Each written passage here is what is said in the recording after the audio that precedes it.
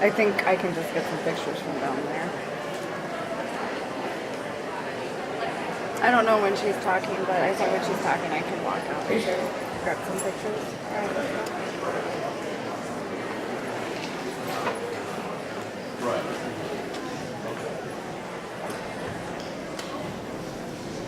Please join me in reciting the Pledge of Allegiance.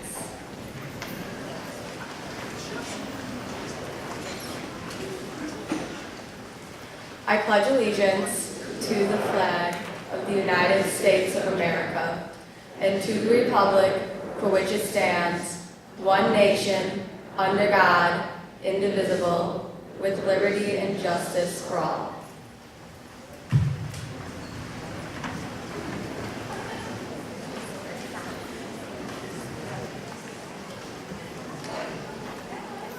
Please join me in welcoming Franklin Superintendent Dr. Steve Katz.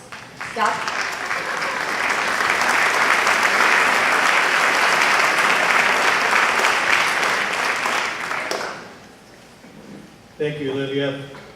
Welcome to everybody to the Sabre Center for a very special event. I think tonight you will walk out of here with an awareness, maybe an understanding, a great deal of fact, and certainly a perception of a huge problem that exists not only in Franklin but around our country. I hope all of you young people that are in here tonight will pay special attention to what's being said because it's directed at you. To you parents, I think it's directed at you as well. And oftentimes we think that the people that are involved in this are the least suspects of people that we would think would ever have anything to do with the topic we're being addressed tonight. We have an outstanding group of people who will be presenting a great deal of experiences to you and information and facts. And I hope this will be a learning experience from you that when you leave tonight, you will carry it forward. There will be a lot of people that you will talk to that are not here tonight. And I hope you will share the information that you get and tell them how serious this issue is in our community, in our state, and across our nation. So welcome again on behalf of the Franklin Public School District to the Sabre Center. And I hope the evening tonight for you is very thoughtful, provocative, and it's an experience that you won't forget because it truly is a problem that if we all join our hands together one way or another, we can do something about curing this problem as time goes on. Thank you and welcome again to the Franklin Center.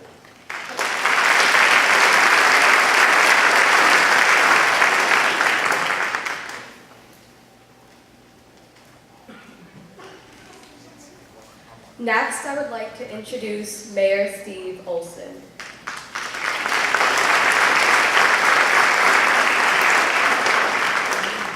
Good evening, everyone. It's good to see a packed house here tonight. We're pretty close to it. Thank you, Board President Evans, Dr. Patz, Your Honor, Municipal Judge Clements, the District Attorney, Mr. Chisholm. Good evening. Dr. Patz mentioned to you that it was good that you're all here. This directly affects you. Most people don't know the city of Franklin has one of the highest per capita incomes in the area.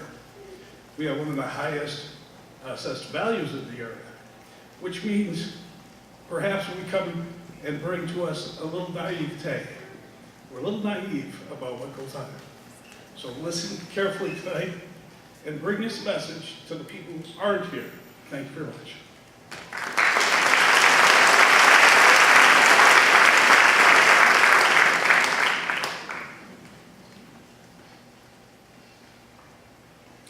And finally, I would like to introduce Franklin's Police Chief, Rick Oliva.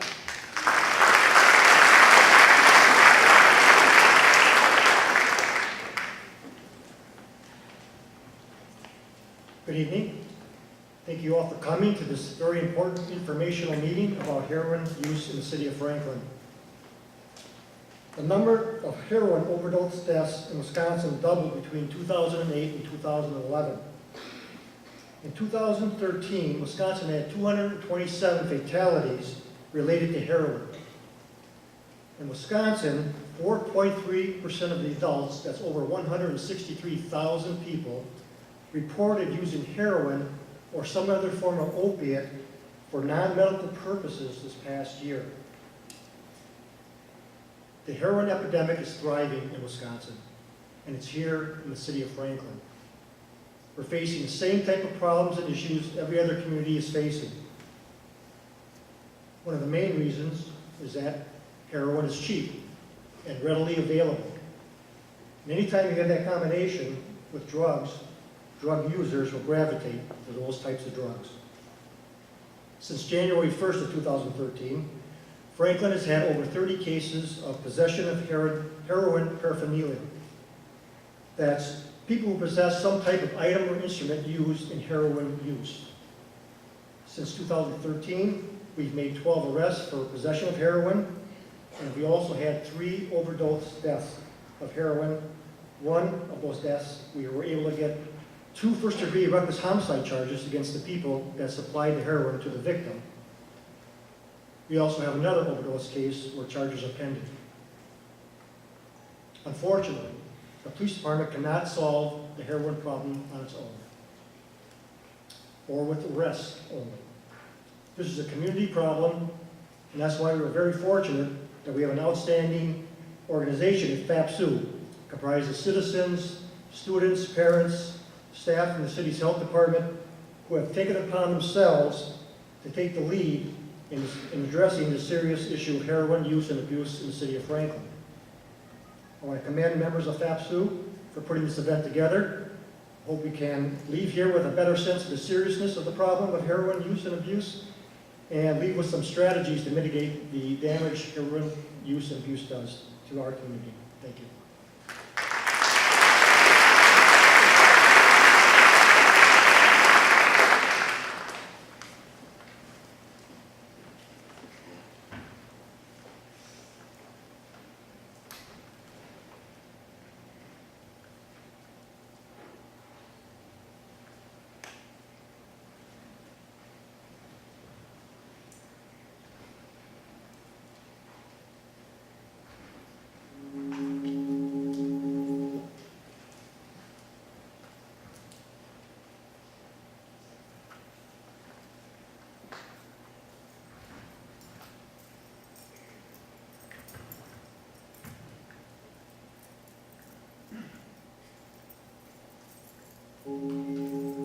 Opioids are plant parts. They come from poppies. And indigenous people in Asia were using poppies forever as painkillers or analgesics. In the late 1800s, Bayer tried to become a more responsible corporate citizen, and they went to the back lab and they tweaked the morphine molecule, which was the plant part in poppies that was the painkillers, and turned it into diacetyl morphine. That's the chemical name for it. And it was marketed under the trade name heroin. In the 60s and 70s, it was always a relatively minor problem compared to other substances. So alcohol has always been public enemy number one. And even in the 80s, cocaine far eclipsed opioid use in terms of prevalence. What happened in the 1990s, and this is a big part of the current heroin epidemic, is there was a big paradigm change. For decades, the only way you could really get a medication like morphine is if you had an acute pain generator, such as a surgery, or you broke a bone. We all became aware we were doing a terrible job of treating pain. So there was this real push for doctors to be more aggressive in treating pain. The pain societies decided that it would be okay to treat what is called, and this is sort of obtuse, chronic non-malignant pain. It was suddenly okay to give people pain medications for their chronic back pain. The other big development is there's an organization called the Joint Commission that accredits hospitals. If you are a hospital, you need to have that accreditation to receive payment, typically from Medicare as well as other health insurance companies. And the Joint Commission appropriately recognized in the 1990s that acute pain was undermanaged. So the Joint Commission mandated that we ask about pain as a 5th vital sign. The pain medications, narcotic painkillers that came out in the 90s and in the last decade have been the long-acting narcotic painkillers. So one of the first ones was OxyContin. That's a trade name for an extended release or controlled release oxycodone. So oxycodone is the medicine, and they branded it as OxyContin. There are other long-acting opioids out there. MS-Contin is morphine that has been designed to burn longer. Vicodin, that's a short-acting painkiller. It's actually the most prescribed medication in the United States. Not just the most prescribed pain medication, it is the most prescribed medication in the United States of any medication. Starting in the mid to late 90s, the United States started allowing direct-to-consumer advertising of prescription drugs. If you watch primetime television, commercial television, it's almost impossible in the evening not to see drug ads. So people are not only asking for these things, there's some research that just came out that showed the doctors find it very hard not to fill those prescriptions. I think it was the perfect storm. I don't want to be too conspiratorial and suggest that Big Pharma, foisted this on us. I think that there were other factors that were leading to this, but they were more than happy to create products that met this new need that had been identified. So, any questions before we officially start?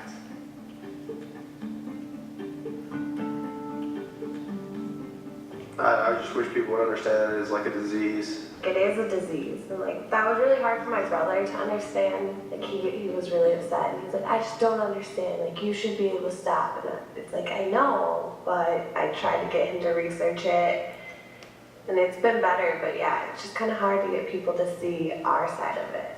So let's talk a little bit about the neuroscience of addiction. Some people like opioids because we've got internal opioid receptors. Why are they there? Because the brain produces opioids, endorphins, and other similar substances. It's part of our pleasure system. So what happens then is if you bathe the brain in what would be massive quantities compared to internally produced substances, the brain tries to normalize itself. It's called homeostasis. It wants to stay the same. So it changes, it adapts. So there's this neuroadaptation process that occurs. After a period of time, these changes become permanent. Well, I hate when people say it's a lack of willpower, but one of my best friends drank heavily for a while and then decided to stop. I was like, I don't understand why you don't just stop. You can live without drinking alcohol, and those changes in control don't bother you after, let's say, a year or so. But with opioids, it's different. What happens is, if you take away the external opioid, you stop using heroin, you stop using OxyContin, or whatever it is, you have an underperforming internal opioid system. Literally, I did not know how to act when I wasn't high. I didn't know how to talk to people. I didn't know how to work. I did not know how to do anything without being high. You can't experience ordinary pleasure. You don't feel good in your own skin. Every day's a lousy day. It's always gray, and you kind of feel vaguely depressed and irritable. That's what drives people back to using. That is so powerful that in one long-term study, a 30-year study of heroin addicts, people who had been abstinent from heroin for 15 years still had a 25% relapse rate.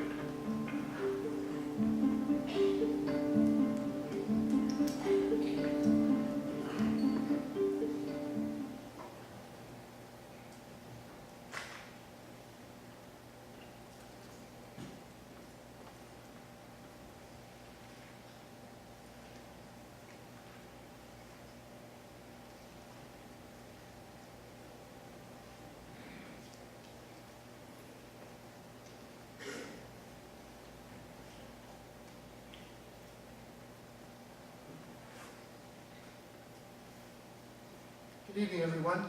I'm Fred Clements. I was the mayor here in Franklin for 13 years, and you have honored me by making me your municipal judge for the last 8 years.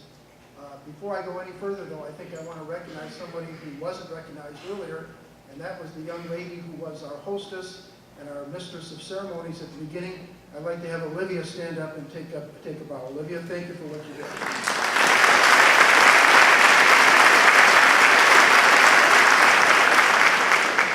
As I mentioned, I've been in public service. You have honored me for more than 21 years by putting me in one office or another. And so obviously during those years, I've gotten to know a lot of public servants, a lot of people that have dedicated their lives, their professions to trying to make the community better. And I can tell you with all honesty that in those 21 years, I've not met a person who is more committed, more dedicated to making this community a better place than our district attorney, John Chisholm. He's here with Assistant District Attorney Patricia Doherty. They're both going to speak to you now. But I would say to you, from the bottom of my heart, it's an honor to introduce John Chisholm to you. And so welcome, John and Trish.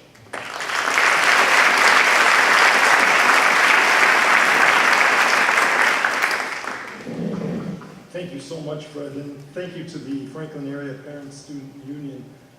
This is a great honor to be with you tonight to talk about this really important topic and to share this beautiful facility with you. It still has the new home smell to it. And I think the fact that you made the decision to come together as a community in this beautiful facility and in essence inaugurate it with this topic is important. It's important. It says a lot about this community. We have a serious problem. We have a very serious problem. And the only way that I can express it to you in terms that really highlight the problem is to put it in historical context. Your chief, prior to becoming your chief, was with the Milwaukee Police Department. In the early 1990s, we had a serious problem. We had an epidemic. We had a homicide epidemic. It was sparked by the infusion of crack cocaine into the Milwaukee area. We had 168 homicides in 1991. That was a chronic epidemic, and it's one that we have invested enormous amounts of resources to address. And it's one that we've had some success in. Last year, which was a bad year, we had about 100 homicides in Milwaukee. In that same year, we had 243 overdose deaths in Milwaukee County. 243.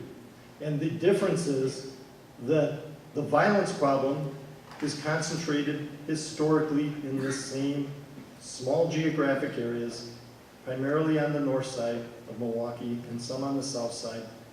There is not a violence problem in the rest of Milwaukee County. There is an opiate addiction problem in Milwaukee County, in the state of Wisconsin, and in the United States. And it's one that we have to come together as a community, as you have done tonight. We have to start by explaining the issue first and foremost. What is the problem? The problem starts, surprisingly, with prescription medication. We recognize as late as the mid to later 2000s, around 2008, 2009, that we were seeing a significant increase in diversions of prescription drugs into the illegal market. That's why accompanying me today is Trish Doherty. Trish, working with the Drug Enforcement Agency in our high-intensity drug trafficking area, is a dedicated prosecutor. Her sole function was to address the issue of illegal diversion of prescription drugs, because what we were seeing at an increasing rate were young people, older people, middle-aged people who were first being lawfully prescribed drugs, and once that prescription ran out, they were trying to get those drugs on the illegal market.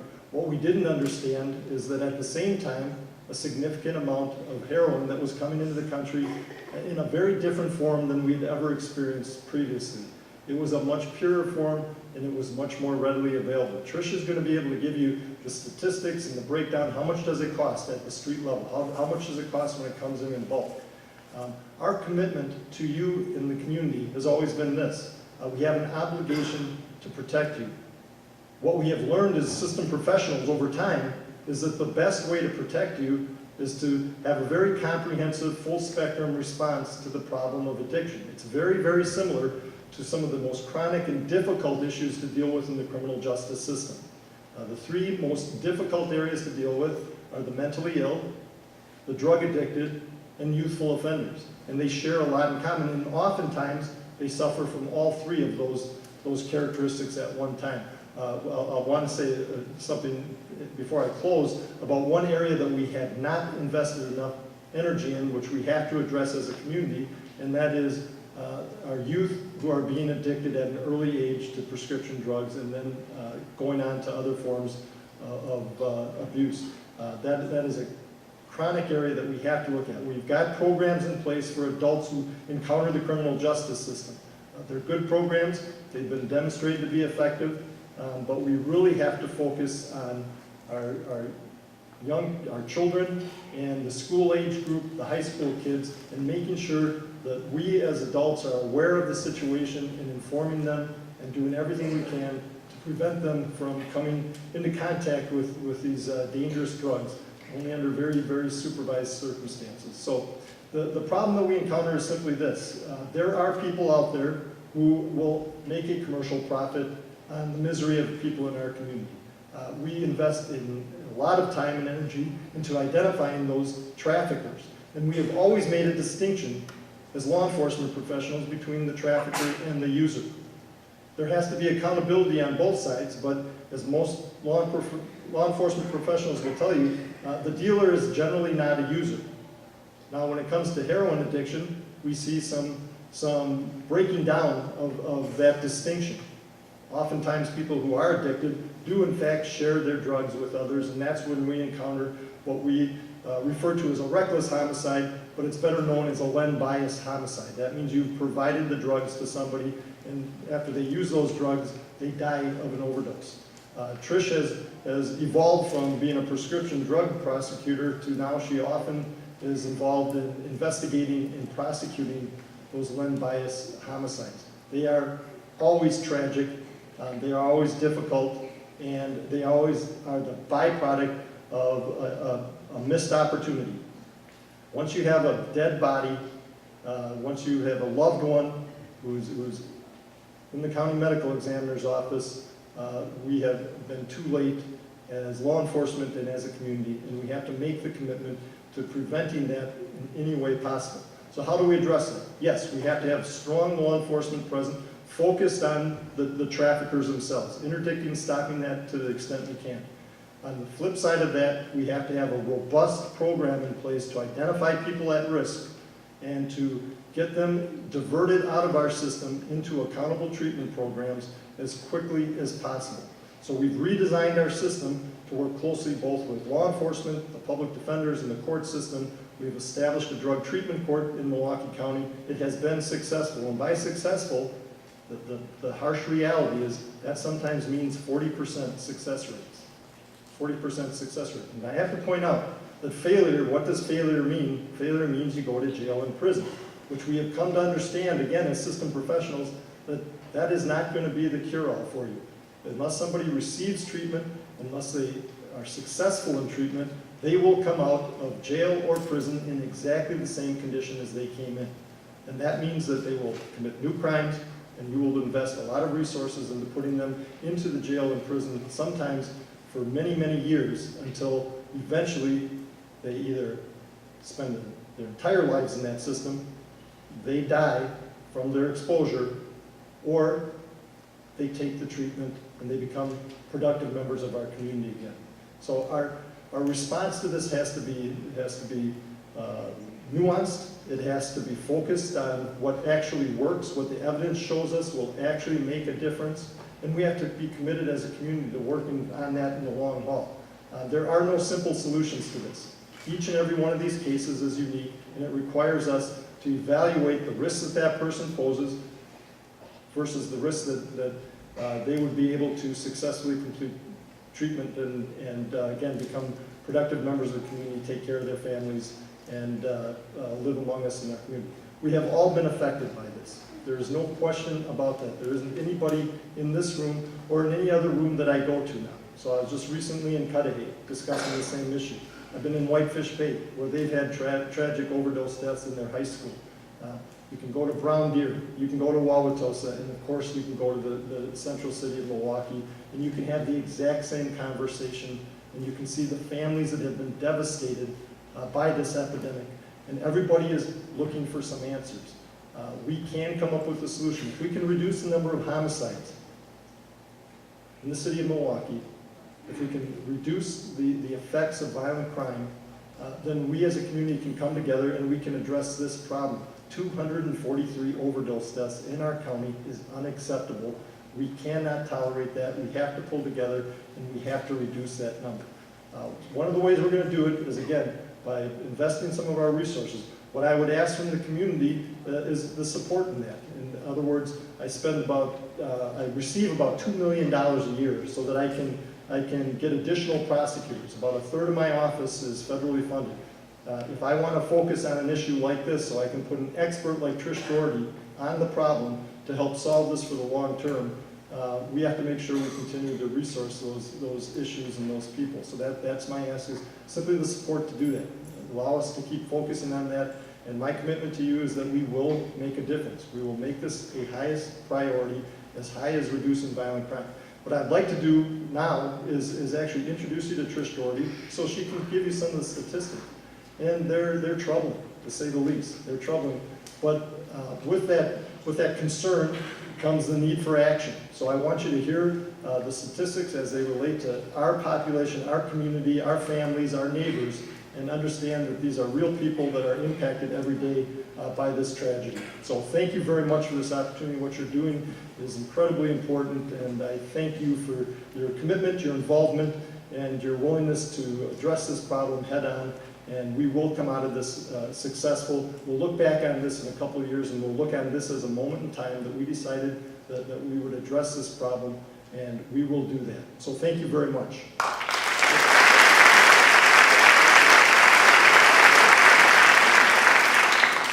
Thank you. As John indicated, my name is Trish Doherty, and I'm one of his assistant district attorneys. For the last 4.5 or 5 years, I've been focusing exclusively on, at first, prescription drug issues, and now it's kind of expanded to where I focus on all sorts of opiates, including heroin.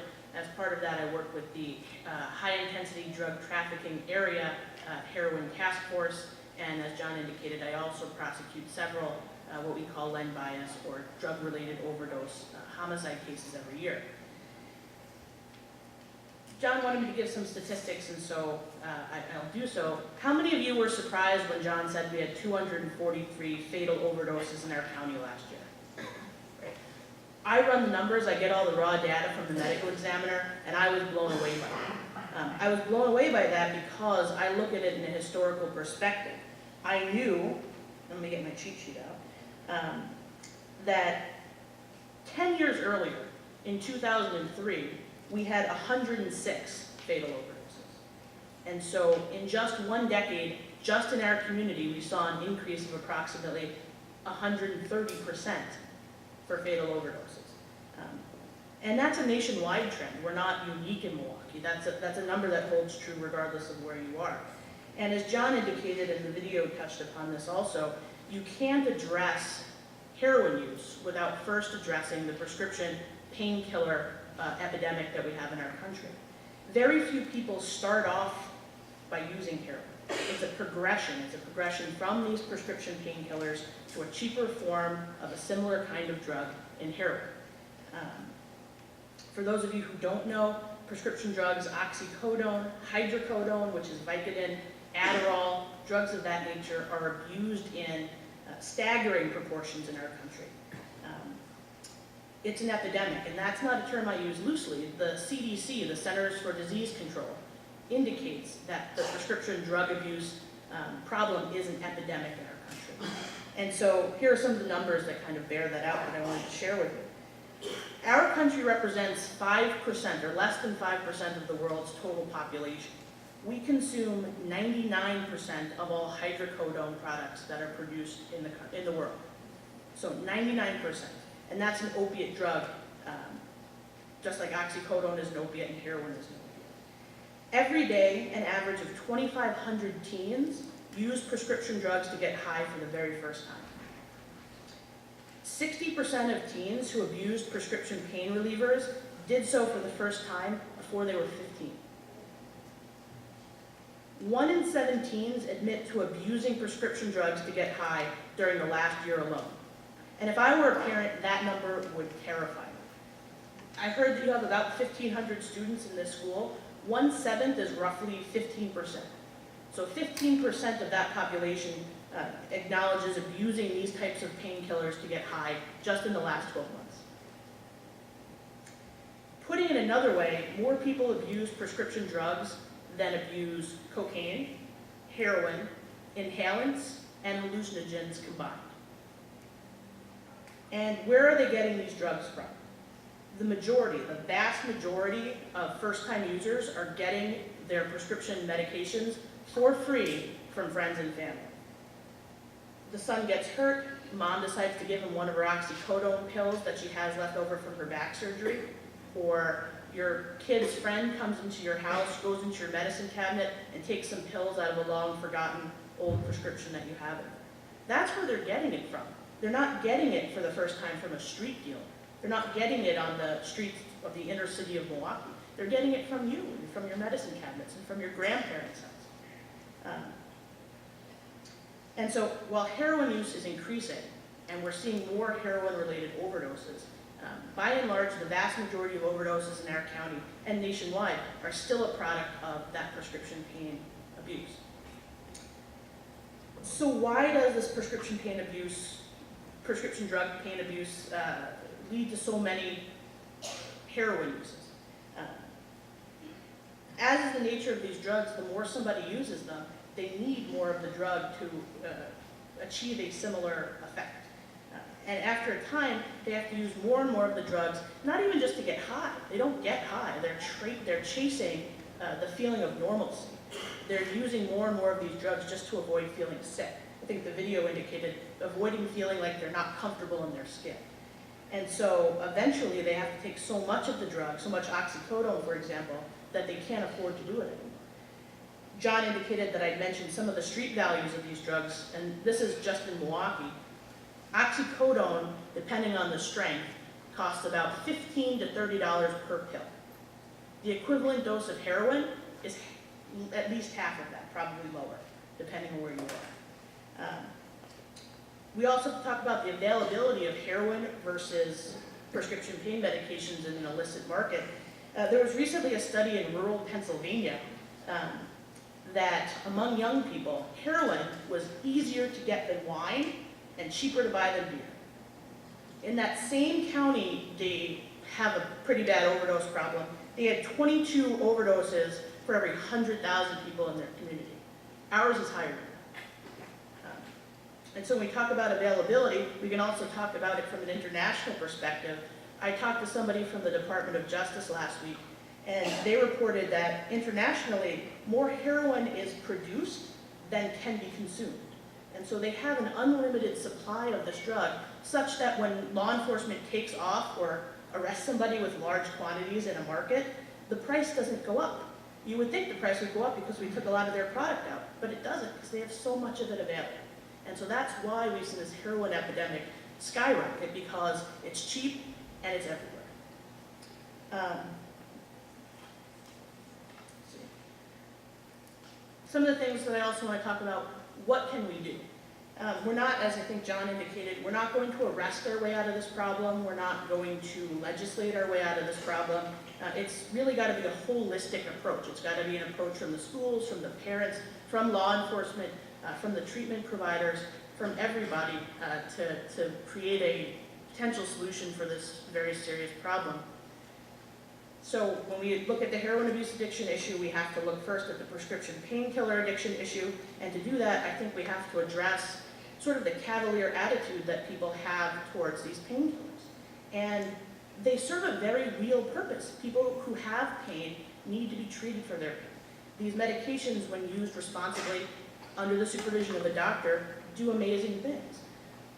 But people need to educate themselves about the drug. They need to talk to their doctor. They need to know what they're going to be putting into their body, what they're taking into their homes, and what they're having around their children. So I think that's the first step. I think we also need to look at things and ways to address the availability of prescription pain medications in our own lives. Drug take-back events where they take back old or unused quantities of prescription drugs. There was one this past weekend. Routinely, Wisconsin ranks, I think, in the top 5 nationwide in the sheer tonnage of surplus drugs that are turned in during these take-back events. Going forward, they won't necessarily be required anymore because the DEA has created some rules with pharmacies where you can start turning these drugs back into your pharmacy rather than having to wait for take-back events that occur only every few months. So reducing the availability.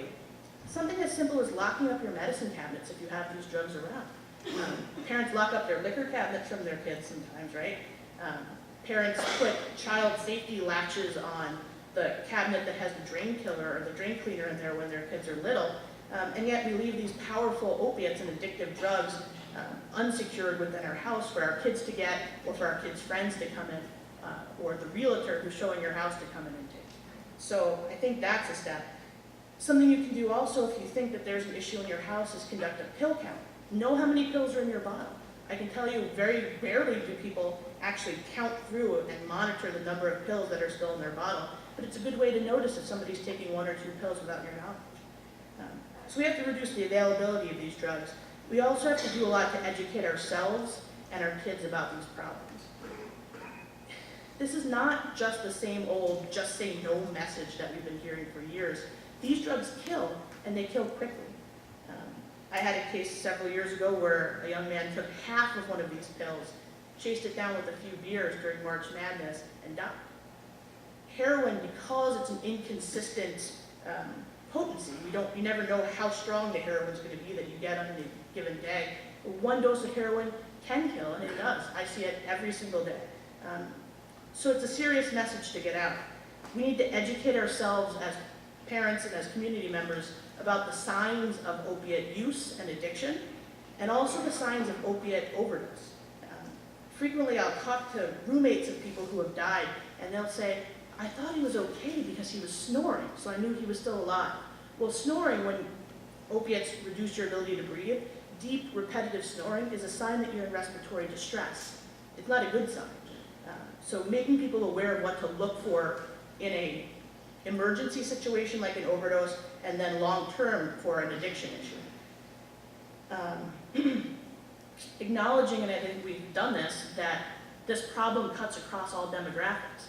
It happens here, it is happening here. As the police chief mentioned, I've prosecuted several overdose fatality homicides stemming from Franklin in recent months. So it cuts across all demographics, and I think that's important to acknowledge. You need to be educated about the availability of medicine-assisted treatment options. That's the Suboxone, the methadone, Vivitrol shots. People have different views on those, but it's important to educate yourself and be aware of them as an option when combined with more meaningful or more holistic and complete treatment options like counseling. They can and they do help people overcome these addictions. Being educated about Narcan, that's the drug that if somebody is engaged in an opiate overdose and you administer it to them, they can come out of the overdose temporarily. That's something to be aware of if you think that your child or somebody in your community is abusing these types of drugs, because it does save lives. And then just also as parents to be aware of the risks associated with drug use that is less obvious than the risk of overdose. In Wisconsin, we have a huge drunk driver problem. We also have a huge drug driver problem. And that's problematic for the general population, but even more so for new drivers like teens. So I think that's something to be aware of. In closing, I think the best first step is what we're doing tonight, opening a dialogue. I know that there are some powerful speakers lined up who are going to tell you about their personal experiences, and I know I'll be around to answer any questions after the program if you have any. And I think this is a good first step. Thank you.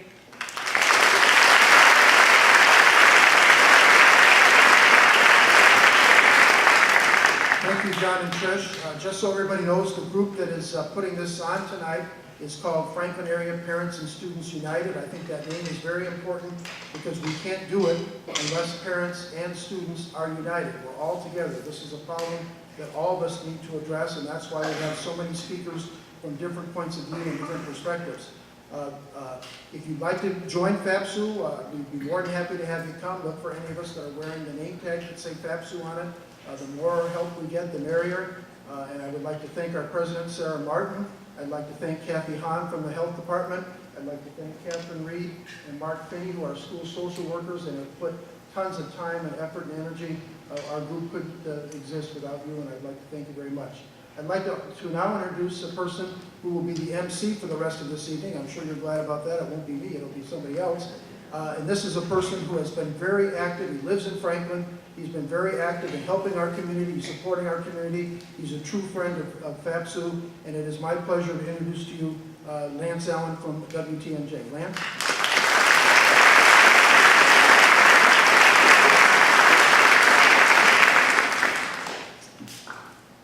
Thank you, Fred, and thank you to all of you for not ducking this issue. I think this is very important that we have a great turnout here this evening. Not only the Franklin community, but I'm sure there are people here from surrounding communities as well that are here, and I think it's great that we're not ducking the issue, that we're actually addressing the issue and actually attacking the issue head on, so I think that's wonderful. I am just obviously representative, and I'm honored to represent WTMJ because obviously we are very supportive of educational programs and things in the community and things like that. I'm honored to be asked to be a part of this. Like Fred kind of mentioned, I think a lot of people know that I live here in Franklin. I'm invested in this community. It's home to me. True story, and you can even chuckle at this a little bit. In his past life, Fred was a lawyer and do the paperwork for the house that I bought here 15 years ago, so that he knows I'm invested here. People know I've got 3 kids in the district. It means something to me. I've lived in the Milwaukee area for 18 years. This is home. This is what I like to do, and it's how I like to ingrain myself into the community. So obviously it means something to me, and it is truly great to see this turnout and whatever. In closing, before I introduce our speaker, I just want to say, adults, be invested in your kids' lives. I'm definitely not a perfect parent, but at least with our 3 kids that are in the district, try to be involved and know what they're doing at all times. And kids or young adults, don't be afraid to make the right decision. Stand up. I always feel like it's better to be brave and make the right decision than, like what Assistant DA Trish said, you make one wrong decision and it costs you a lot. I don't care if you're in sports, like what I like, or I also like music. I have varied interests. You cannot perform at your best if you're doing things to harm your body and harm yourself and harm your life and harm those that really love you and that are around you. So make sure that you're making the right choices, and don't be afraid to go to an adult, a parent, or somebody that you trust in the community if you see something that's awry, that's not right. That's not an uncool thing to do. I think it's always a brave and a cool thing to do, to stand up and make a difference and make a choice in the community you live in. I'd like to introduce Darlene Collins. She's a parent who has resided with her family in Franklin for 29 years. She's a member of the Franklin Area Parents and Students United and founded an organization, Be Aware and Beware, to educate the community about substance abuse. So without further word, Darlene Collins.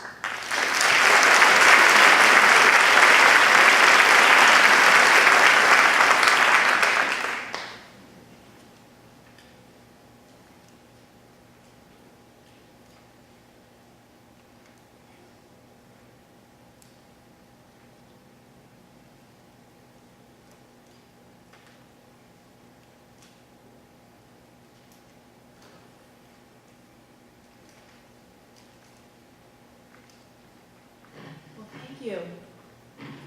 It's good to be here with you today. You see, I really wanted to come here to tell you that I love you and I care about you and your family. And because I care about you, I came to warn you about a monster. I came to tell you a story that just might save a life. This story is about my son, Brian. He was born September 5th, 1991. We have a little technical difficulties. This is him on the day of his baby dedication at church. As a toddler, he loved his birthdays at Chuck E. Cheese. He liked to play superhero. He enjoyed all the family vacations. That's him on the right. Every summer, we'd go up to Grandma's house. He liked to go fishing.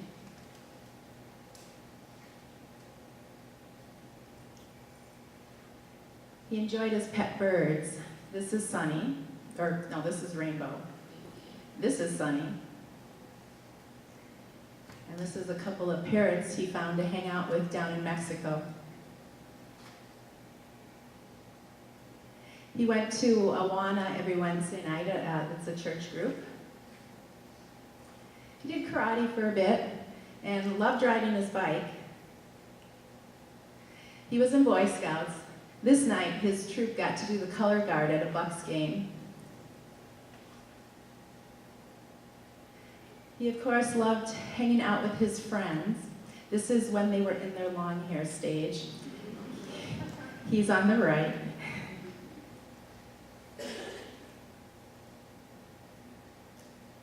And like most kids, he loved playing video games and riding the ATV and skateboarding. He was very diligent skateboarder, tried very hard to get every trick just right. I had him and his friends do a little synchronized skateboarding for me here.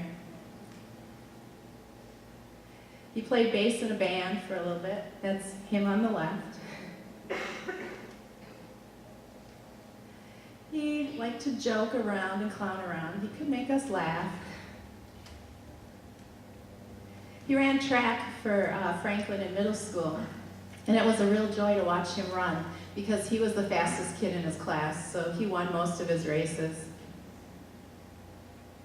He played football for Franklin for a couple of years. Because he was so fast, he was a running back, and it was really thrilling to watch him. He even got a couple of 80-yard touchdowns. He was strong, or I was a lot lighter back then. We spent many summer days out on the boat with his friends, wakeboarding and water skiing and tubing. Oops. And he was on the rock climbing club with New Berlin West. He worked at Stonefire, which was great for us because we got to play all the non-ticket games for free.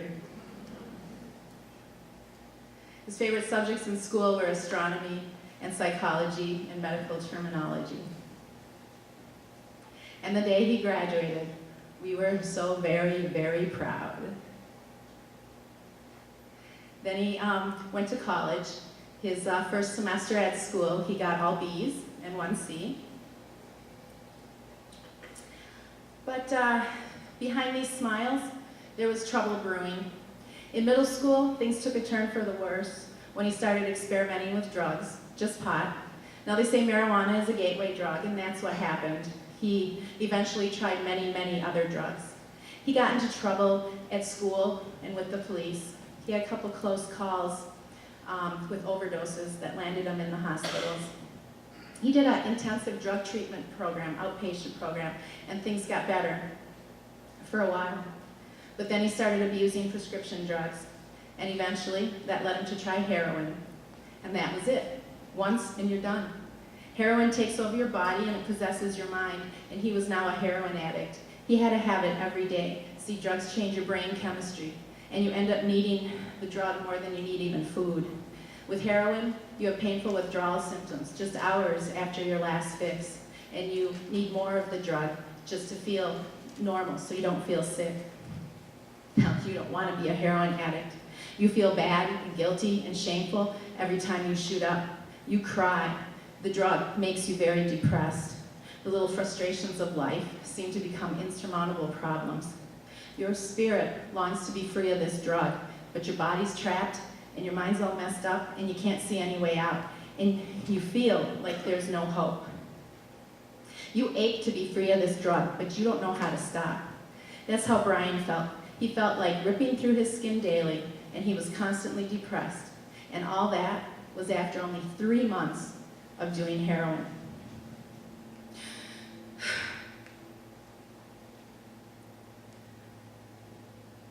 Then on January 15th, 2011, he wanted to be free of this monster so badly that he took his own life. In a note he left, he said, "I messed up my life bad with drugs. You can't even understand. I love my family, but I can't take life anymore." My son at the age of 19 is now dead because of drugs, and this is what I have left of my son. I won't get to see him graduate from college or start a career or walk down the aisle. I'll never get to hold his children, what would have been my grandchildren. I'll always be a grieving mother. Drugs stole all that from him and from us, and now we're living in the nightmare. And this is a nightmare I don't get to wake up from. Heroin and drugs left parents devastated. This is the last Mother's Day I'll ever be with all of my children. They left a father questioning why he doesn't get to see his son anymore. They left a little sister who wails and cries in her bed at night because she wants her brother back. They left 2 older sisters with big holes in their heart for missing their brother and their best friend. Drugs left a little brother who just wants to hang out with his big bro again. They left a grandma who longs to hug her grandson and an aunt who can't stop thinking about her nephew. Drugs left many, many friends and family sad and missing him every single minute of every single day. See, heroin is a killer. It's in our backyards. Like you heard, heroin is an opiate. Other opiates are prescription drugs like morphine, codeine, oxycontin, oxycodone, Dilaudid, methadone, Darvocet, Percocet, Vicodin, Suboxone, hydrocodone, and fentanyl. These pain medicines or painkillers are in the exact same family as heroin. In fact, they're just heroin in pill form. So kids, if you hear those names, you run away. You run far, far away because you want to stay away from these drugs. Kids are dying all over our city and our state. And there's dealers all over the suburbs. By the way, dealers love suburban kids because they have money and they don't carry guns. And the dealers will actively try to pursue kids to get them hooked. I'm here to warn you, it's out there. It's at the colleges, it's at the high schools. It could even be at middle schools. It could be at the parties your kids are at. With heroin, it only takes once. You do it once and you become an addict. Once and you're done. And it only takes about 2 weeks of abusing prescription pain medicines to become addicted to them. And once it's got you, it never lets go. Alcohol and drugs and heroin, they don't care if you're rich or famous or are an athlete or how old you are or how much longer you're supposed to live. Drug addiction is a disease, and it can strike anyone who's drinking or doing drugs. I know some of you are thinking, it can't happen to me. And I'm sure my son thought that too. I'm here to tell you it can. This is a picture of my son in front of his middle school. Look how young and innocent he looks. This is also the time he started doing drugs. Just pot, to have fun and be cool. He didn't realize where pot would lead, because I'm sure if he knew what was going to lead to his death, he never would have did it in the first place. The picture on the left was taken at Brian's graduation party 7 months before his death. The picture on the right was taken 2 weeks before his death. Can you see what 3 months of heroin did to him? This is Sammy from Lake Country. She was bright and talented and an honor student. Her mom said, she was known as the kid who didn't do drugs all through high school. She was brought up to not use drugs or drink. I would hear stuff and think, thank God this will never happen to me because I raised her right. But Sammy had her wisdom teeth out when she was 18. She was prescribed Oxycontin, and she became addicted to it. Eventually, she started abusing heroin. After battling her drug problem for 6 years, Sammy just died this past January of a heroin overdose at the age of 24. This is Courtney. She was pictured on our flyer. Courtney's mom said, I would never have guessed in a million years that Courtney would use drugs. Courtney died of a heroin overdose the very first time she tried heroin. On the left is Tony from Muskego. He was also pictured on our flyer. He was a beautiful, intelligent, loving, and good human being and a perfect son, according to his parents. He started using narcotics to deal with his brother's terminal illness. His parents had no idea. His brother died in 2010, and sadly, Tony died in 2013 of a heroin overdose. On the right is CJ from Greenfield. He was also pictured on our flyer. He was an amazing young man who helped countless people and fought long and hard against an opiate addiction. But unfortunately, he lost that battle in 2012. Also pictured on our flyer was Cassie, and it said under her picture, sober 1 year. And we just learned that she just had a relapse. With heroin, like you heard, it's a very hard addiction to beat. And so I would just ask for your prayers for Cassie to give her the strength to overcome her heroin addiction. So what can you do as parents? I came up with 7 tips for you. Like you heard, educate yourself, like you're doing tonight. Learn about the signs to watch for, and communicate with your kids and keep talking to them about it. Role play various situations with your kids, like what can they do if they find themselves in a situation being pressured to drink or to try drugs? Come up with a plan. Have a code word with your child, something like feed the dog or Scooby-Doo, so that if your child finds themselves in a situation that they're not comfortable with, they can text you and alert you. Then you can call them up and tell them they need to come home. And so they can, this way they can leave the party and they won't look uncool in front of their friends. 2, realize that your kids may be doing drugs or alcohol, that they probably will, and it often starts in middle school. Then please be especially careful if there's addiction problems in your family, because addiction tendencies tend to run in families. My 3 oldest kids all ended up having problems with alcohol and drugs. If it's in your genes, you're more likely to become an addict. 3, trust your kids, but verify. Be the parent, not their friend. Check up on your kids and their plans and their sleepovers. Call other parents, or call your ex if they're going to be over there, to find out if the other parent is going to be home. Find out what their rules are and what their curfews are. Get in your kids' business. Snoop, peek, look, check their pockets, their room, their phone, their Facebook, their internet activity, and know their friends. 4, let them know that you are there for them. Tell them that they can come to you with any problem, whether it be drugs or pregnancy or cutting or bullying or suicidal thoughts. And tell them that you will give them a ride home if they call, because they or their driver has been using drugs or is drinking. 5, if your kids get into trouble at school or at the athletic department or with the police, let them suffer the consequences. Don't try to bail them out or try to get their sentence reduced. Let them learn that there are consequences for bad choices. I know it's really hard and we want to help our kids, but it's better for them in the long run that they suffer smaller consequences as a child in your house, rather than more severe and sometimes deadlier consequences as an adult. Drug test your kids. Why not? Randomly drug test your kids. It'll help you figure out if there's a problem. It'll make the kids think twice before doing drugs.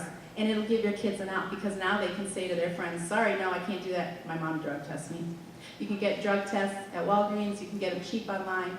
My friend has bought tests that she's giving out for free at my table in the next room.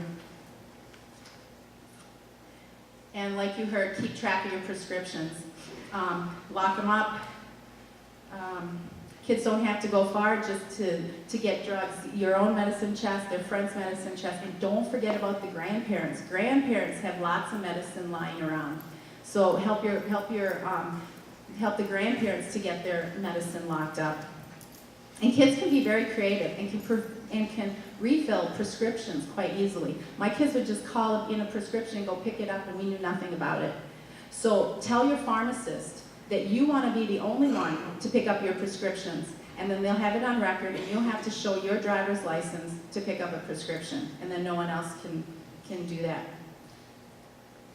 Warning signs to look for. I'd like to give you some signs to watch for in your kids.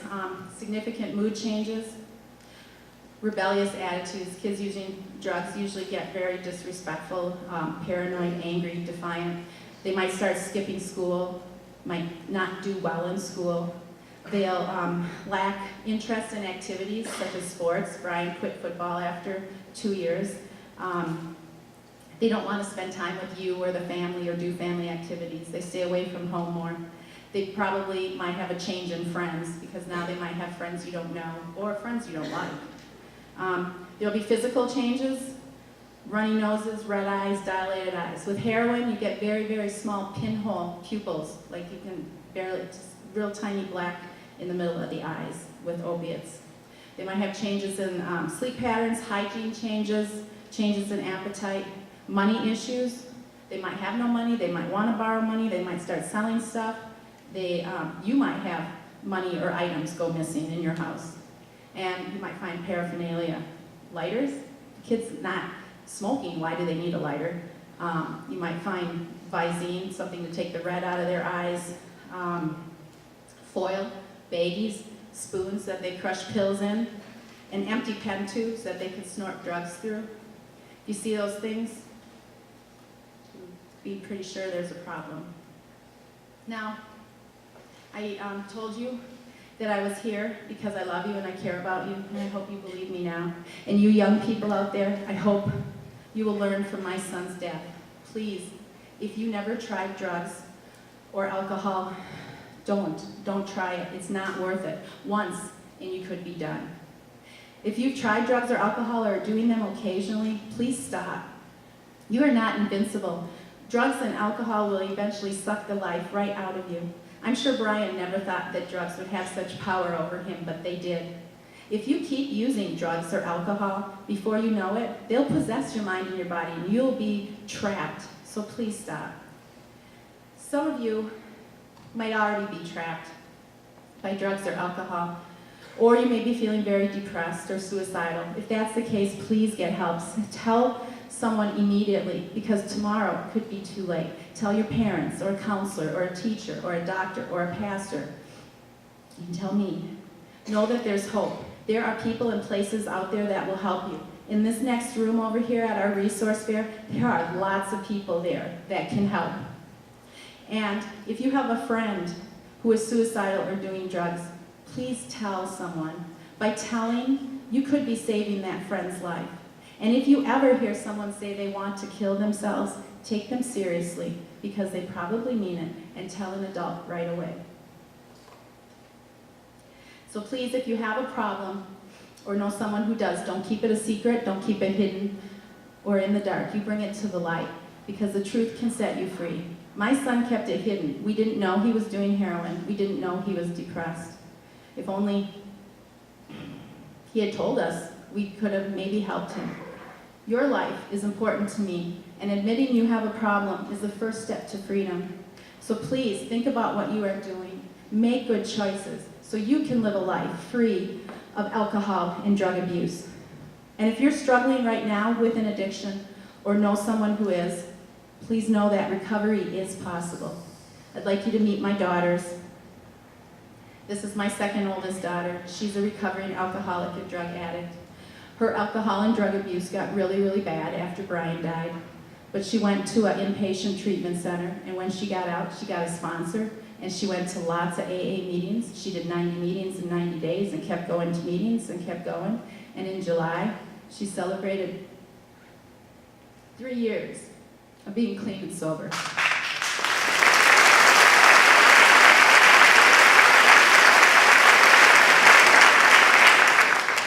And she gave me my first grandson.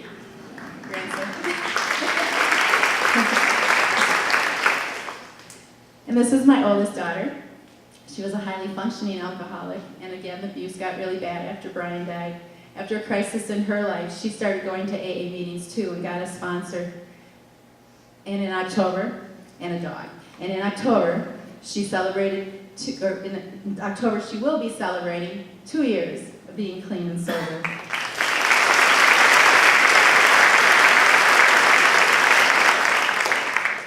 And they asked me to tell you that recovery is possible. If you want it, you can have it, you can do it.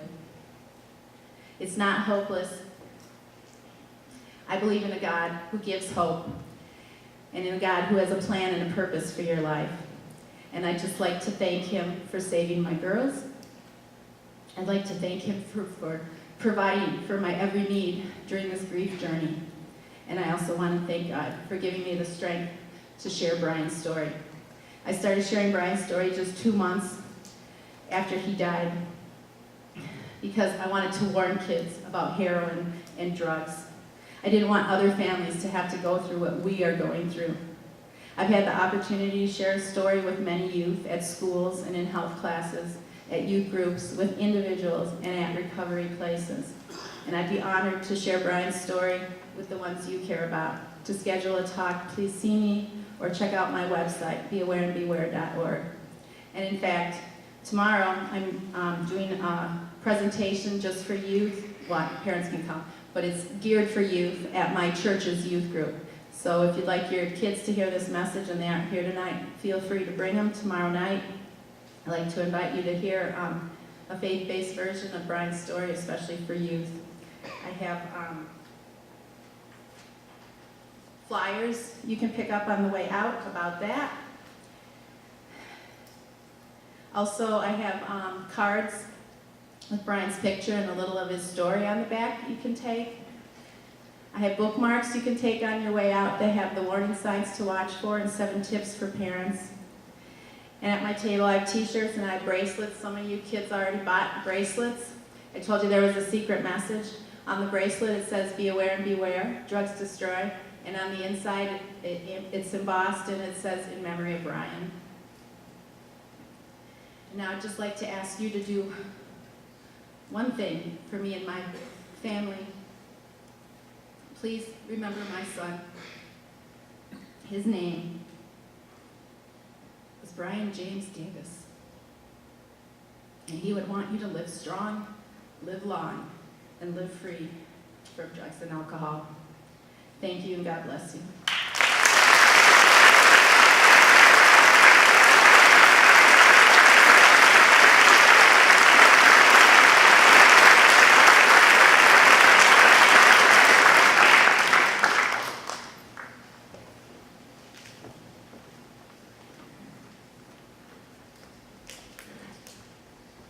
Thank you for that heartfelt message. Our next speaker is Detective Chris Cole of the Waukesha County Sheriff's Department. Chris Cole, 14 years with the Waukesha County Sheriff's Department, 10 years in the Narcotics Division, 5 years with the DEA. He's the president of the Wisconsin Narcotics Association statewide, and I was told by him, so this is merely a message, 3 things about him. He's good looking. Check out his boots as he comes up on the stage. They're pretty killer. And number 3, he's wearing a headset that makes him look like he's trying out for a boy band, but he talks with his hands like me, so he's got to do it. So without further introduction, Chris Cole.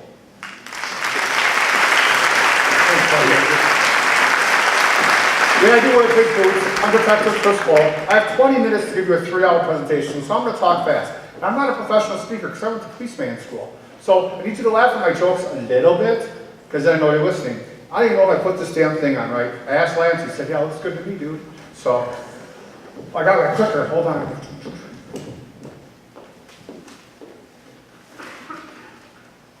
Thank you, Greg. I think I got it right this time. Looks fantastic.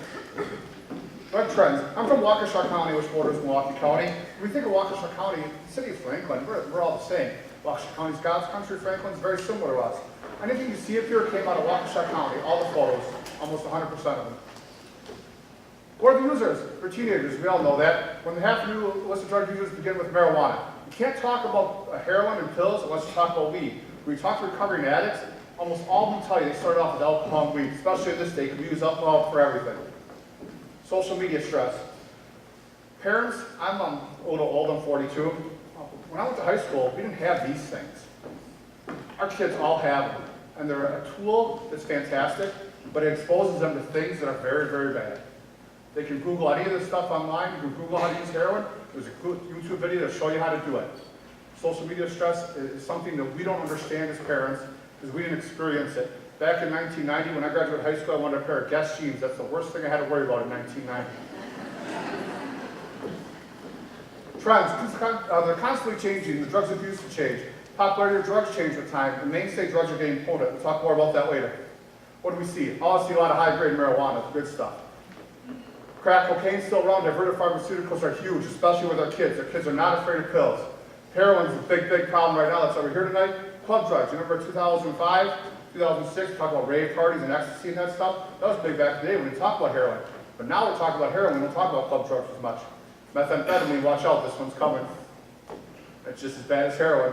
And alcohol, obviously, especially in Wisconsin, because we do everything with alcohol here. It's great. Can you tell? I mean, I got a addictive personality. This dude likes beer and chicken wings, man. It's just it's no big deal. Just a little theme that I use with the Your Choice people I normally speak with. Parents, no one thinks their kid's gonna spike heroin. Well, it's these little choices we make throughout our lives. And we gotta make a big deal about it. We hear parents say, hey, it's just a little bit of alcohol, just drink a little bit. Or it's just a little bit of weed. It is a big deal, and I'll tell you why. Back in 2009, a girl named Allie Raditz graduates from Pennsylvania High School. She's an honor student. She's president of the economics club. She's a very good tennis player. Goes through WM her freshman year. Goes back after the first semester, goes to a party. She drinks a little bit of alcohol. No, it's no big deal. She's in college. We've all done it. No big deal. She's not a drinker. She's not a drug user. She's not a junkie. That's not her thing. But she's in college, so she's drinking a little alcohol with her girlfriends. And they go to a party, and she's got a headache. So her girlfriend gives her 1/2 of one oxycodone. 1/2 of one pill.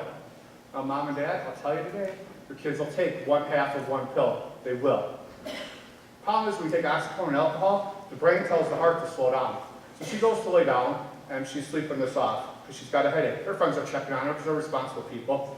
We're checking on her throughout the night. She's breathing, everything's cool. But she's having those slow, heavy breaths, because they don't realize that that's a warning sign.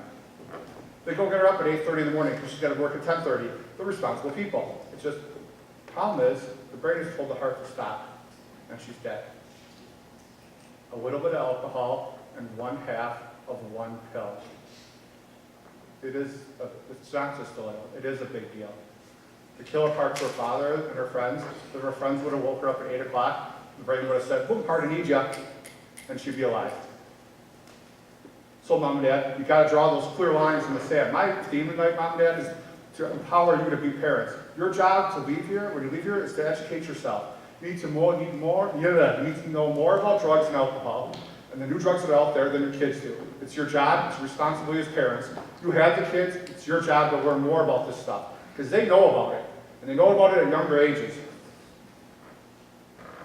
Alcohol, drug of choice among youth. Many people are drinking alcohol. As a result, underage drinking is the leading public health problem in this country. Waukesha County's drug threat is very similar to Franklin's drug threat. In fact, what they say, we're an end-user community. What does that mean? We're not growing poppies here to make heroin. We're not growing cocoa leaves and support it into this community. And we use it because we have lots of money. Our kids have lots of money. More money than I ever had as a kid. We have local dealer networks. What does that mean? If you're into heroin, you're past the tipping point, you're going to Milwaukee every day to use heroin. Every day. So you go to Milwaukee, but when you buy heroin, if you buy it in bulk, you get a better deal. So I have my heroin friends, so I go in, I get your money, your money, your money. I drive to Milwaukee, I buy a bunch, I bring it back to Franklin, I give it to you, you, and you. Now, am I a drug dealer? Theoretically, you are. And if one of my friends dies because I gave him heroin, I'm on the hook for first-degree reckless homicide. Gotta talk about weed, because almost everyone starts with weed at a young age, and they work their way up to the big end. Marijuana is the most commonly available illicit drug in the United States. Most prevalent among young people. It also impairs short-term memory, motor coordination, slows reaction time, alters mood, and judgment decision-making.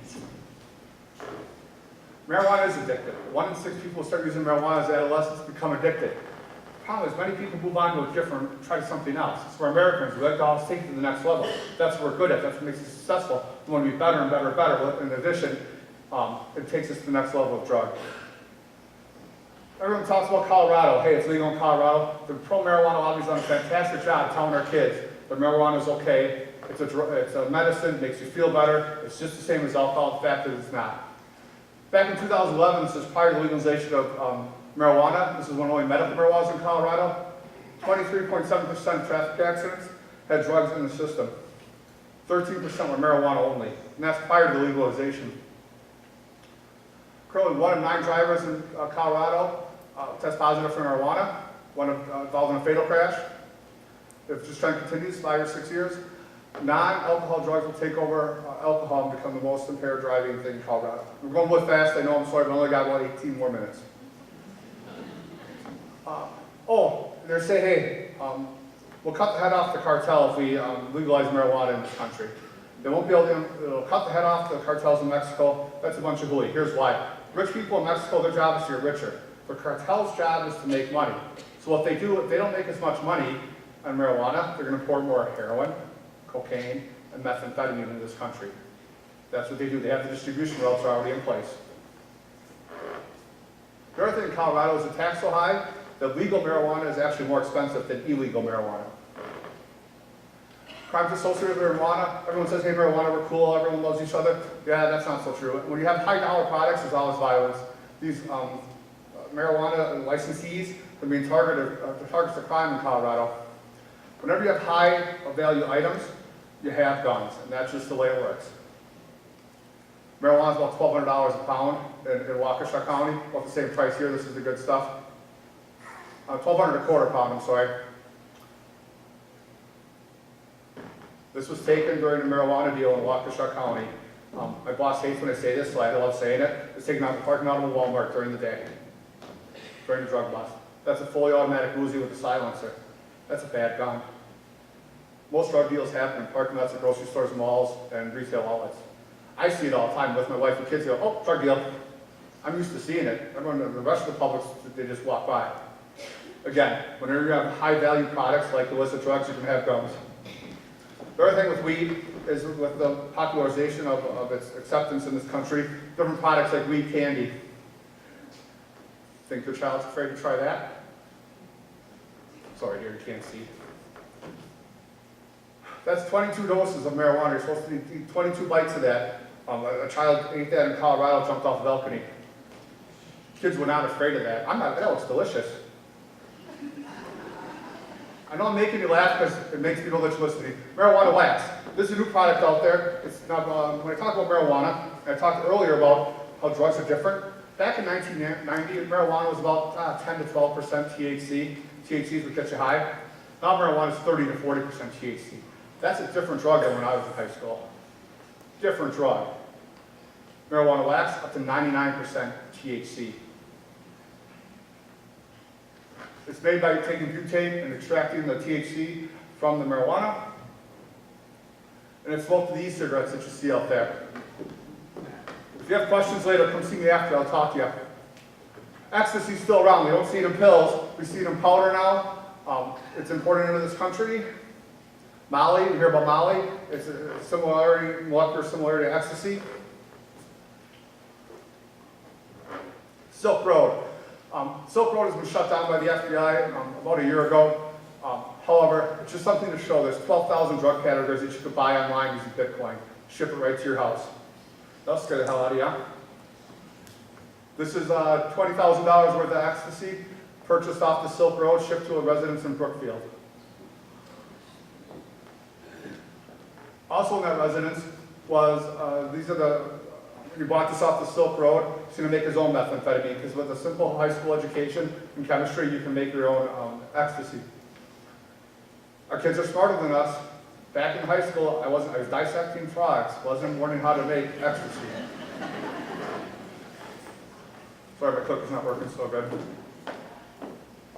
Cocaine's still around, about $180 an ounce, 8 ounce. 2 ounces, about $2,200. Still see it, quite a bit of it. Diverted pharmaceuticals, oxycodone, hydrocodone. Trish Doherty, fantastic assistant Trish Doherty out of Milwaukee County. Her boss, John Chisholm, you're lucky to have them. They prosecute these cases. Again, she talked about what these things are. All oxycodone is prescription grade heroin. It's the second highest threat in our region. The reason it's not the highest, it doesn't kill you as quickly as the heroin. However, it's just as deadly. You talk about people abusing pills. Young man's going to come up here and talk to me after. You talk about people using pills. He was injecting 150 pills in 3 days. They're not taking one pill and getting high. They're crushing up 100 pills over a several-day period. That's when we talk about abuse. That's why they switched to street heroin. Again, we heard this earlier. More Americans abuse prescription drugs than cocaine, hallucinogens, heroin, and inhalants combined. Kids aren't afraid of these things. They're not afraid of the drugs. Most kids think prescriptions are safe. They come from a pharmacist or a doctor. My father, who's 72 years old, God bless his heart, his feet hurt or something. He said, I have some oxycodone left over from the dentist. I'm going to take one for my feet. I'm like, Dad, you can't do that. He goes, why? It's safe. I said, not safe. It's bad for you. And my daddy would take it with a beer. You know, that's how they are.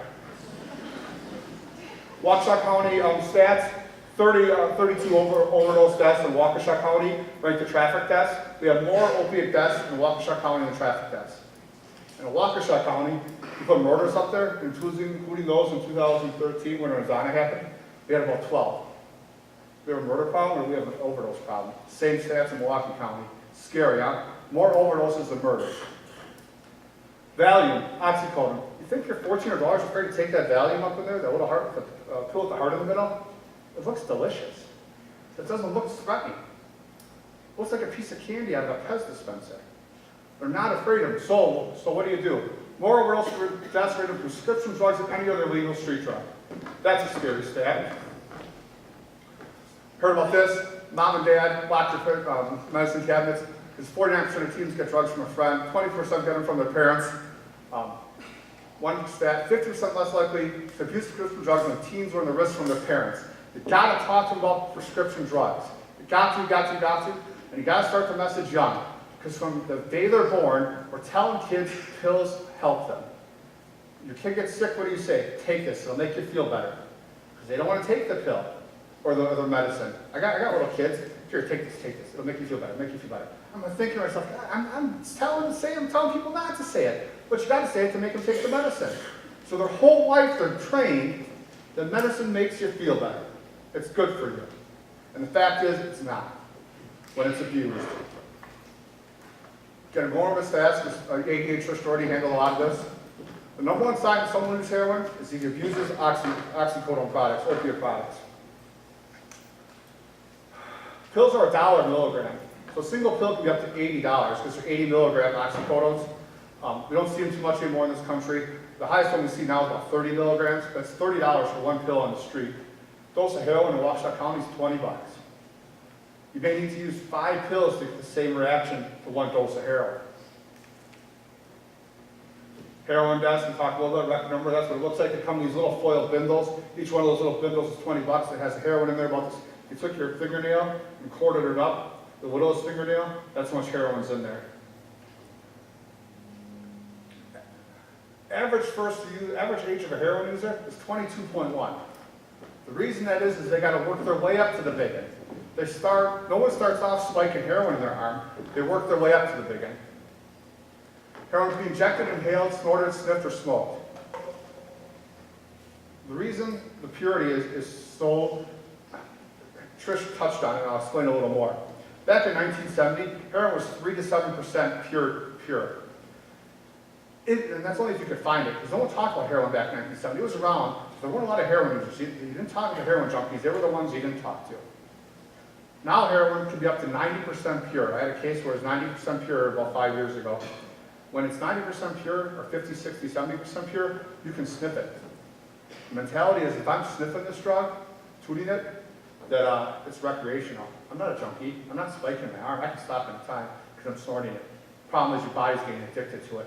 Not only physically, but psychologically. And psychological addiction is almost worse than the physical addiction. This is the Narcan naloxone kit. This is what it looks like. Talk a little bit about heroin and its acceptance in the country. Heroin seizures south of the border from 2008 to 2012 increased 232%. The cartels realized they were missing out just importing weed and cocaine. They started importing massive amount of heroin in this country. Talk about recreational mentality. That's what it looks like.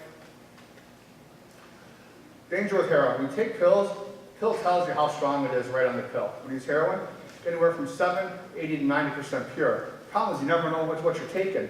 And the heroin abuser's job is to stay as high as they can without ODing. So they know how much to take because they build up a tolerance to it. The problem is they're used to taking 40, 50% or 30%, and they get 70%, they OD. If you're missing spoons in your house, if you can't find a spoon, that's a problem. Because they use spoons to cook up the heroin. So if you see a lot of burnt spoons or you're missing spoons, that's a problem. Look for track marks. If they're wearing long sleeves in a 90-degree day, that's a problem. You see those little empty bindles or other packaging laying around, that's a problem. They'll hide under the bed mostly. How about that for true love? Inject you right in the neck. This appearances, signs, you kind of heard of it a little earlier. This looks like if you're a teenager. Sedated, unkept, extreme weight loss. Yeah, we all seen it. The problem with this stuff is it happens gradually. So as parents, you don't see it, but the aunt and uncle see it, or a distant relative, that they come in and say, "Boy, you don't look so good." But they never say nothing because we're too polite people to say, "Hey, my nephew looks like crap. What's going on?" "Oh, it looks just fine to me." No. They don't see it because it's a gradual change. Heroin, 2 grams, $300. That's what it looks like. Suboxone. Suboxone is something we use to get off heroin. It's got naloxone in it. The problem is people use heroin around Suboxone. Suboxone has naloxone in it, which is the Narcan. So they have to take more heroin to defeat the naloxone, and it's very dangerous. Oh, high dollar products, you always see guns. This is out of Wacomicook, Wisconsin. This dude, he was on Title IX housing, the government subsidized housing, about 65-year-old male. This was about 40 grand we took out of his house and his guns. He was ticked. He was on the government programs for pills. He was getting oxycodone prescriptions for $1.37 a month, selling them for $30 a pill. He was very unhappy with us when we came to get him. Methamphetamine, about $1,000 an ounce, $1,200 an ounce. Don't see a lot of it, but it's coming around. The reason it was coming is prices decreased from 70% between 2008 to 2012, and purity increased to 130%. It's not because we passed the law that you have to show your ID to get cold medicine. It's because the cartels realized that methamphetamine is a cash cow that they're missing out on. And they can make better methamphetamine in Mexico by importing pure ephedrine from Asia and making it in super labs, and have the distribution routes in place for weed and cocaine already and heroin, so they throw some meth on the truck and send it up there. This is a meth lab out of Sussex, Wisconsin, about 6 months ago. Making meth in his parents' basement. That's what this room looked like after we searched it. We found all this big stash of needles and stuff because he was a heroin and meth guy. Parents were glad we took him to jail because his son needed help. Mom and Dad, you see these things around. They're fake storage containers. They're marketed to hide your diamonds. You stick your diamond in the JB oil treatment can that God help you. But they're for hiding drugs. LSD on Smarties. Okay.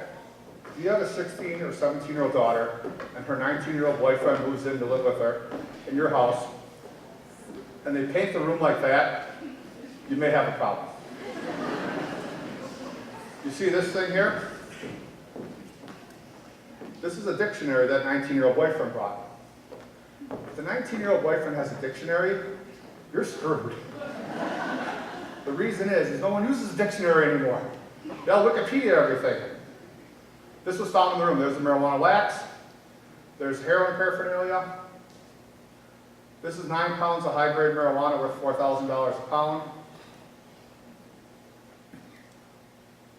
Oh, that dictionary that we found there, that my seasoned detectives were writing their evidence cards on, turned out to be a safe with $30,000 in it. So the moral of the story is, if your 17-year-old daughter's 19-year-old boyfriend moves in, and he has $30,000 in cash, tell me his own apartment. Sorry, I talked a little fast. Come see me after. I'll answer any questions you have. These are some resources. Addiction Resource Council, Waukesha Drug-Free Communities, and Your Choice. Your Choice is fantastic. Thanks for having me and laughing at my jokes. I appreciate it.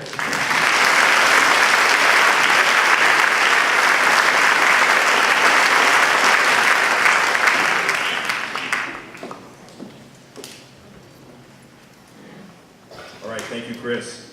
Our next speaker was living in Greenfield, and he's from Waukesha County. His name is Connor. He came from a seemingly hopeless state of mind, and now he has an incredible story to tell of perseverance and overcoming the odds. Connor is a recovering heroin addict, and this is truly his story. So without further ado, Connor.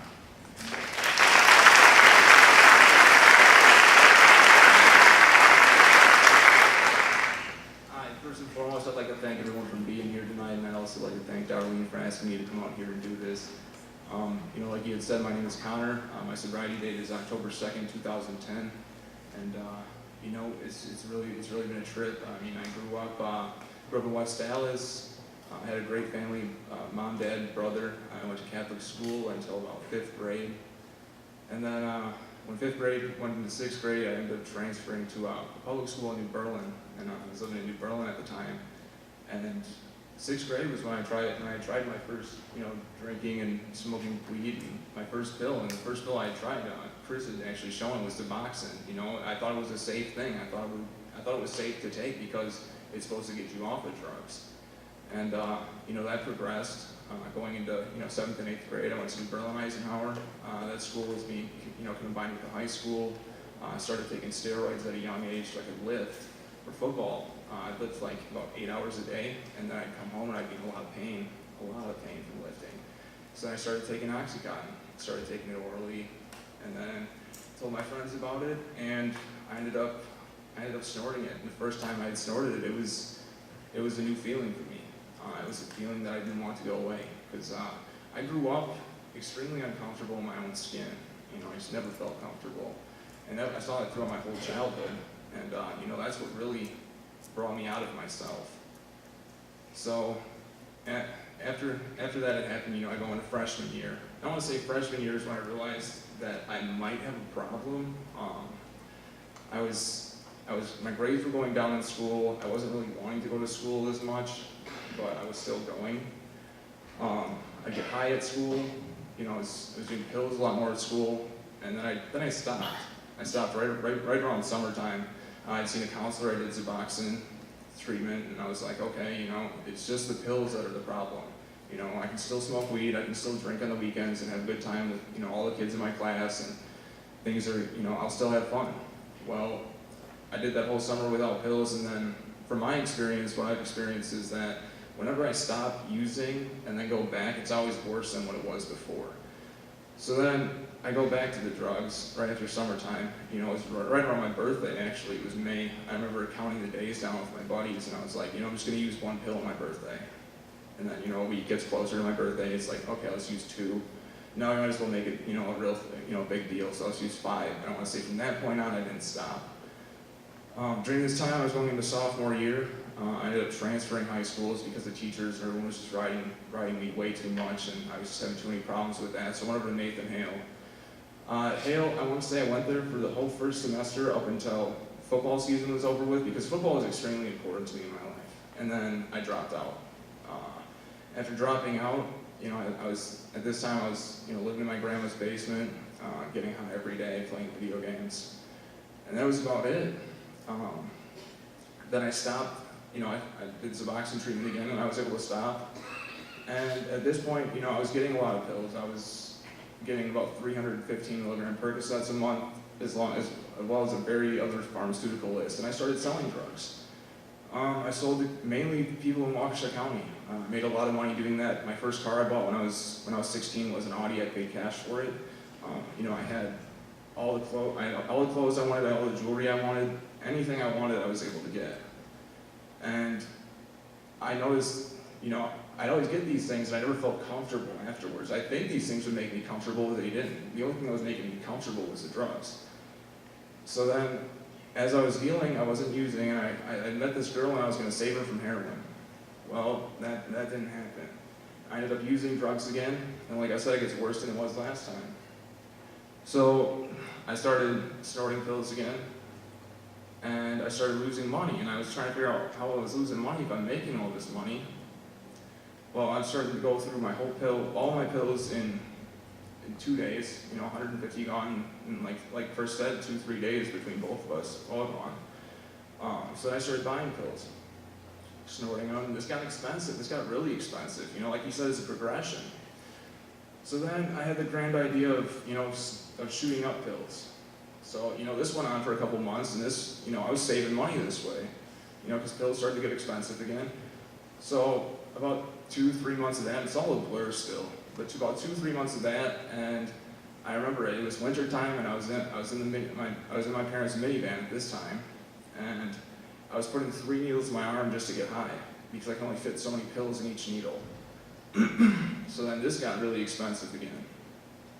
So then I decided to try heroin. And I want to say before I did heroin, I still had some morals and values. I wouldn't just go into a store and steal stuff, and I wouldn't, that's just not the kind of person I was raised to be, and I didn't do that. Well, the first time I did heroin, it was game over. It really was. I was doing anything and everything to get it. The first time I did it, I shot it, and I want to say somewhere between 4 to 6 months, I was doing it every single day, and I was spending about $200 a day. Anything I could to get my hands on it, and it just got real bad. I remember my mom specifically, asking me why I'm doing the things I'm doing, why? And I would tell her that I'd stop. I'd be like, I'd be sincere about it, Mom, I'm gonna stop, but then I'd just go in the other room and I'd get high. And after, I remember I was thinking about this on my way here actually. It was September 29th, 2010. I'd written a suicide note because I didn't want to live the way I was living anymore. I was taking apart an air conditioning unit that I had stolen from a contracting building so I could scrap the copper to get my next fix. And this was when I was 17, and I was like, am I really doing this right now to get high?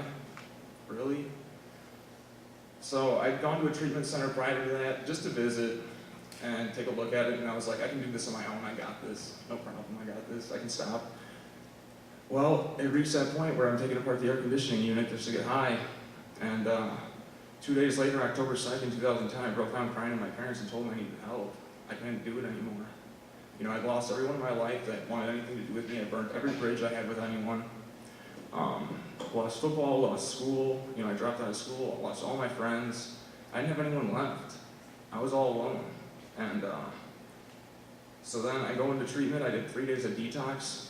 I didn't take Suboxone or anything like that. And then I did 31 days inpatient. During these 31 days of inpatient, my mind was so fried that I couldn't comprehend sentences. I'd have to stop and think about what I was going to say before I'd say it. I'd get a 5-minute phone call every night to tell my parents what I did throughout the day at rehab.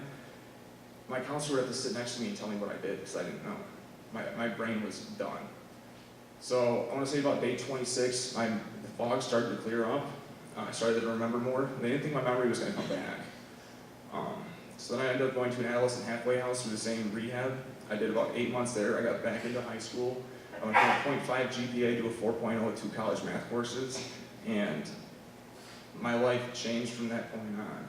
I got enrolled into school. I redid the second semester of my junior year, so I got football back. I got that back. I got to go to prom. I got to go to homecoming. I could do all of these things because of, my higher power, which today I choose to call it God, as well as the Fellowship of Alcoholics Anonymous.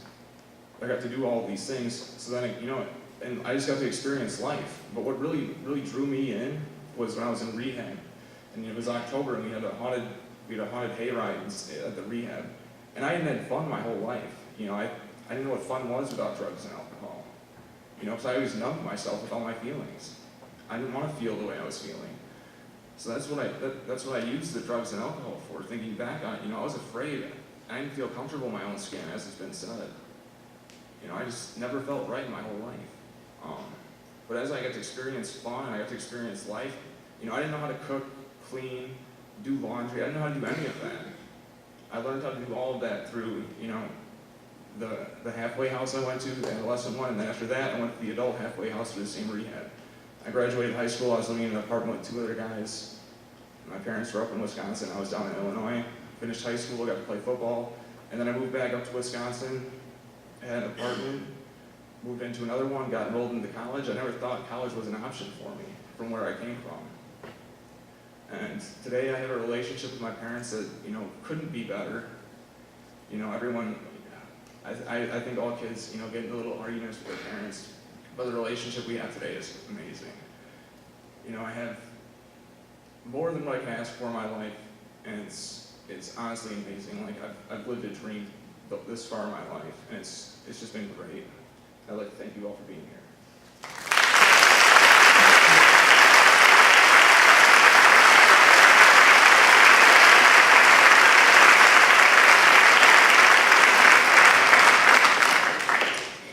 Connor, thank you for those words of honesty.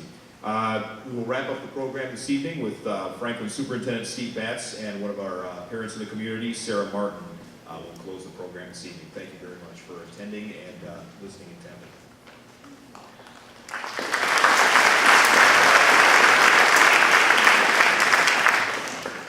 I don't think there's a whole lot I can say that could top anything that was said tonight. I hope you young people paid attention to the stories, especially Connor's, and I hope you parents listened to all the remarks that were made, especially those 7 points from Patricia. As I was sitting there, I got to thinking, what am I going to take out of this tonight? And I think, as I look at the pictures of her son as he was going through life, I hope you will remember whatever you can do to keep your memories alive is important. Thank you for being here.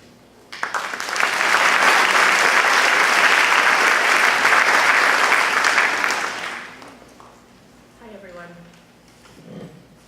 I'm the chairperson of FAPSU, Franklin Area Parents and Students United, and believe that the work we are doing is important. Thank you for attending this important program tonight. This problem is just too big for the courts, police, schools, or parents to deal with alone. We need to attack drug abuse as a community to protect our kids. Thank you to all of our presenters and resources at the fair for coming tonight and taking part in this important event. This wouldn't have been possible without all of you. Thank you to all of you for learning with us tonight. At this time, I'd like to have Dr. Michael Bone and Bill Sept please stand up. Dr. Bone is a Franklin resident and is the medical director of the Aurora Psychiatric Substance Abuse Treatment Program. He's one of the top experts on addiction in the state. I invite you to connect with Dr. Bone tonight at the Aurora table in the cafeteria with any clinical questions you may have around addiction. Bill Sept is the president of Performance Enhancement Clinic. They provide behavioral health and counseling services. Performance Enhancement Clinic will be offering a free parent support and education group every second Tuesday of each month, starting November 11th. The group will meet at the Franklin Public Library from 5 to 6:30. Dr. Bone, Bill Sept, thank you for joining us tonight.